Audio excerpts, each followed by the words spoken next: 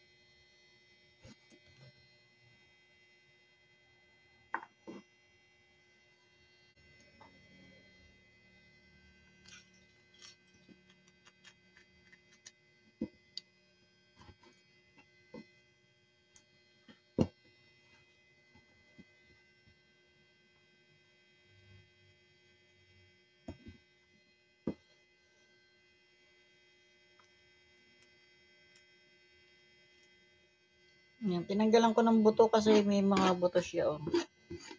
Ayoko nang hindi naman makakain niya. Ayan, medyo ano siya. Pero wala siyang buto, kasama ko yung gitna. Eh, may buto siya. Ayoko may buto yung gulay. Tinanggal na lang natin.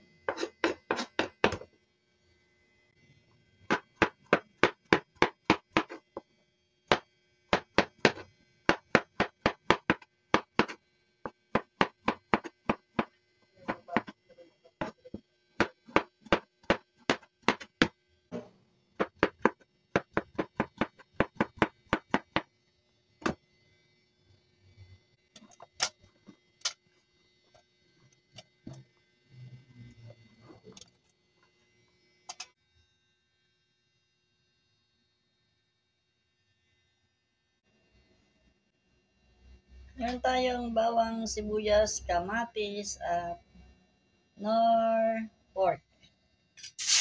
Isa na tayo.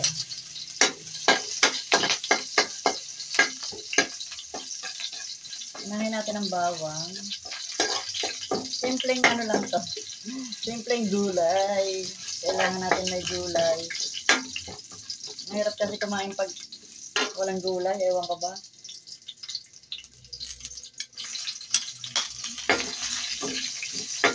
Kailangan lagi may gulay.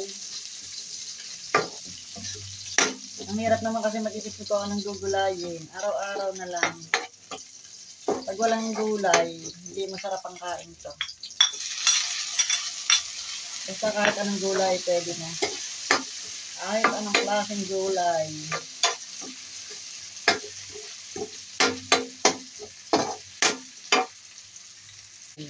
Yan, nilagyan ko nga pala siya ng giniling. Hindi pala naka-on ang ating camera at sinilagay ko na rin dito yung Nor cubes. Sinama ko na dun sa ating giniling. Ayun. Hindi pala naka-on kanina. Panayang-daldal ko. Ayan.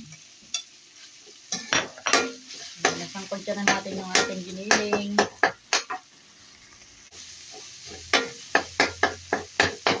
Hulog ko na din tong ating upo.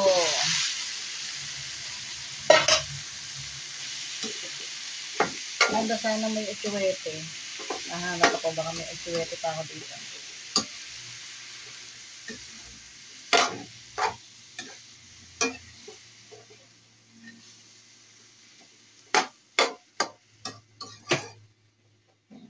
Takpan ko lang ng konti. Talabas yung tubig niya. Pagka tinakluban natin siya.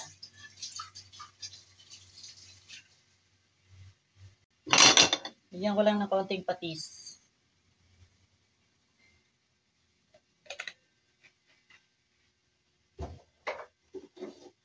Lagyan ko na din siya ng paminta.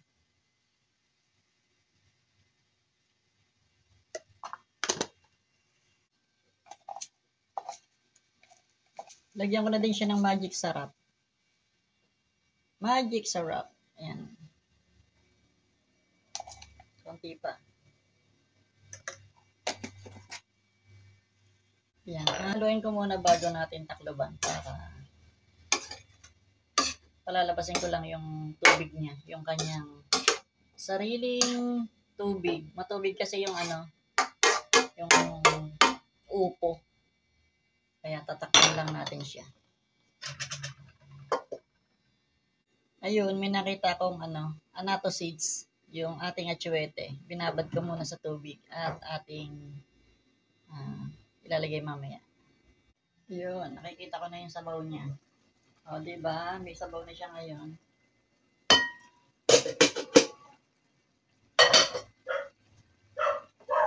Lagyan natin siya ng katas ng atsuete. Ay! Sandali! Naku, may magpapagupit. Dali lang po! May natawag. Wait lang. Ayun, luto na yung gulay natin. Yung sarili niyang tubig, yun din yung katas niya. At yung ating tinimpla, tamang-tama lang ang lasa.